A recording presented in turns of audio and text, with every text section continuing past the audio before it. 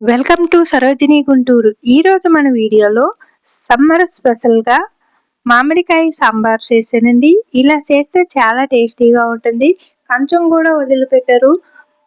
Rice మొత్తం ఒక నిమిషంలో ఖాళీ చేసేసి కంచాన్ని కూడా నాకేస్తారు. అంత టేస్టీగా ఉంటుంది ఇలా చేస్తే. మరి ఈ మామిడికాయలు వచ్చే రోజుల్లో ఇలా సాంబారు, రసం అలాగే వీటితోటి చిన్న చిన్న ముక్కల కింద కట్ చేసుకుని ఒక 3-4 రోజులు మాత్రమే నిలువ ఉండే పచ్చళ్ళు, అలాగే మన కొబ్బరికాయ పచ్చళ్ళలోకి ఈ పచ్చి మామిడికాయలు వేసుకోవచ్చు. అలాగే పులిహారలోకి, పప్పులోకి కూడా ఈ కొత్తగా వచ్చే ఈ మామిడికాయలతోటి మనము చేసుకోవచ్చు. మరి ఇప్పుడు ఈ సాంబార్కి కావాల్సినవి చూసేద్దాం. ముందుగా ఒక అరకప్పు పెసరపప్పుని శుభ్రంగా కడిగి కుక్కర్ గిన్నెలేసి ఇలా అయితే ఉడికించుకున్నాను. చూడండి, 2 విజిల్స్ మాత్రమే పెట్టి హాఫ్ అయితే ఉడికించుకున్నానండి పప్పుని. ఇప్పుడు 2 మామిడికాయలు తొక్క తీసి కట్ చేసుకుని 2 ఉల్లిపాయలు, 4 పచ్చిమిర్చి, ఒక చిన్న టమాటా, ఒక చిన్న క్యారెట్ని కూడా మనము ముక్కల కింద కట్ చేసుకోవాలి. అలాగే చూడండి, పప్పుని సగం వరకే ఉడికించుకున్నాను, అంటే హాఫ్ అన్నమాట. ఉడికిన ఈ పప్పులోకి మళ్ళీ ఒక కప్పున్నర వాటర్ వేసి ఇప్పుడు ఈ ముక్కలన్నీ మనము కట్ చేసుకున్న ముక్కలన్నీ కూడా వేసేసి ఇలా పెద్ద ముక్కలే కట్ చేసుకోవాలండి. ఎందుకంటే ఇది అంతా మనం కుక్కర్లో వేస్తాం కదా, అన్ని కూడా ఉడికిపోతాయి.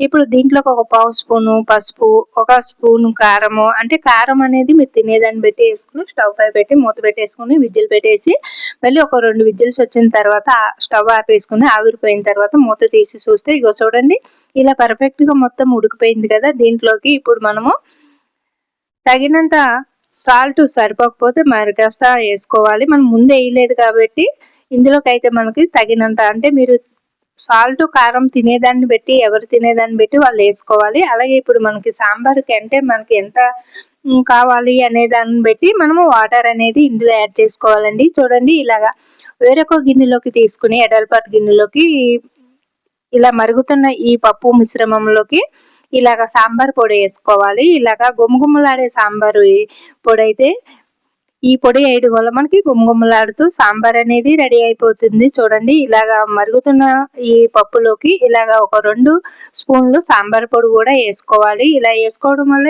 ఈ సాంబార్కి మరింత టేస్ట్ వస్తుంది. ఇలాగా వేసుకుని దగ్గరికంట మరిగించుకోవాలి. చూడండి, మీకు ఇంకా దగ్గర కావాలంటే ఇంకా ఇలా మరిగిన తర్వాత ఇప్పుడు మనం స్టవ్ ఆపేసుకుని పక్కన పెట్టేసుకుని ఇప్పుడు పోపు దినుసులకి ఒక 2 ఎండుమిర్చి, 4 ఎల్లుల్లిపాయలని మొయ్యిగా దంచుకోవాలి. ఒక 1/2 స్పూన్ ఆవాలు, 1/2 స్పూన్ జీలకర్ర, కొద్దిగా కొత్తిమీరని అయితే తీసుకున్నానండి. మీ దగ్గర ఫ్రెష్ కరివేపాకు ఉంటే కరివేపాకు కూడా తీసుకోండి. ఇప్పుడు ఒక కడాయిని స్టవ్ పై పెట్టి 2 టేబుల్ స్పూన్లు నూనె వేసి నూనె వీటెక్కిన తర్వాత ఎండుమిర్చిని అలాగే ఎల్లుల్లిపాయలని, మనము కొత్తిమీరని, ఇంకా మనము పోపు దినుసులకు ఆవాలు జీలకర్ర తీసుకున్నాం కదండి, ఇవన్నీ కూడా వేసి దూరగా వేపించుకోవాలి. ఇలాగా చూడండి, ఇక్కడ చూపిస్తున్న విధంగా సన్నని మంట మీద ఇలా దూరగా వేపించుకున్న తర్వాత పప్పు అనేది మనము తిరగబోత పెట్టేసుకోవాలి, అంటే పోపు.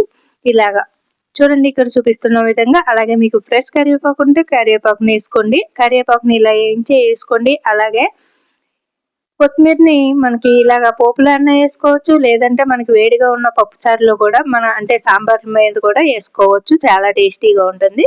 ఇప్పుడైతే మనకి స్టవ్ ఆపేసుకున్నాము, పోపు దినుసులు వేగిపోయినాయి కదా. దీంట్లోకి అయితే మనము ముందుగా మరగబెట్టుకున్న సాంబార్ని అయితే ఇందులో వేసేసుకున్నాము. చూడండి, వీటిని పప్పుచారు అని అనొచ్చు, మరి సాంబార్ అని కూడా కొన్ని చోట్ల పిలుస్తారు, కొంతమంది అయితే పప్పుచారు అని అంటారు. ఇలా అయితే పోపు పెట్టేసుకున్న తర్వాత చూడండి, సాల్ట్ సరిపోయిందో లేదో ఒకసారి సరి చూసుకోండి. సాల్ట్ సరిపోకపోతే మరి కాస్త వేసుకోండి. అంతేనండి, ఎంతో ఈజీగా టేస్టీగా ఉండే సాంబార్ అయితే రెడీ అయిపోయింది. చూడండి, చాలా టేస్టీగా ఉంటుందండి ఇలా చేస్తే. మరి ఈ ఎండాకాలంలో మనకి గట్టిగా ఫ్రైలు కానీ కూరలు కానీ తినబుద్ధి కాదు.